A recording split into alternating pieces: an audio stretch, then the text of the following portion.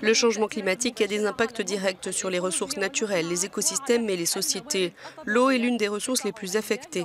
C'est pourquoi de nombreuses associations comme l'Office international de l'eau ou le Conseil mondial de l'eau interviennent sur la scène internationale en matière de gestion, de protection et de conservation de cette ressource inestimable pour l'homme et l'environnement.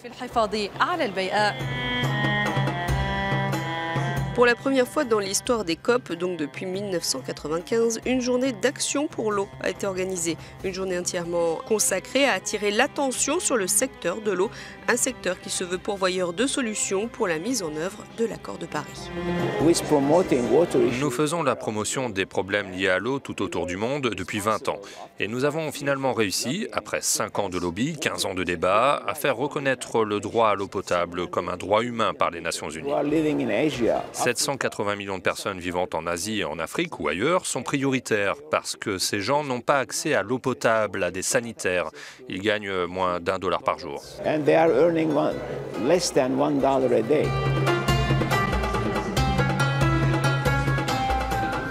C'est la première fois dans l'histoire des COP où on va parler de l'eau et où l'eau a une place essentielle. Ça veut dire qu'on va discuter beaucoup d'adaptation et pas d'atténuation pendant ces 15 jours.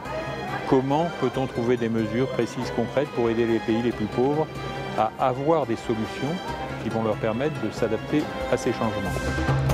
Autre grande thématique, la réduction des émissions de carbone et la promotion des énergies renouvelables. Elles ont fait l'objet d'expériences dans les pays d'Amérique latine et des Caraïbes et donc de conférences à la COP22. Parmi les intervenants de l'événement, Nathan Outman, ex-conseiller environnement de Barack Obama. Il y a un déploiement très mesuré de l'énergie solaire et éolienne au Maroc. Il y a un déploiement massif des énergies renouvelables en Amérique latine et en particulier au Brésil, au Mexique et dans quelques autres pays.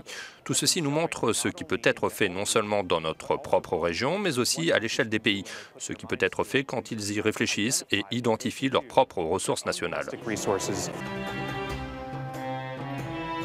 Cette conférence a relevé les points communs de tout ce qui a été fait entre le monde arabe et l'Amérique latine au niveau des énergies renouvelables. Cette conférence aussi a parlé des obstacles au niveau des législations et au niveau du financement des projets des énergies renouvelables dans ces deux régions du monde.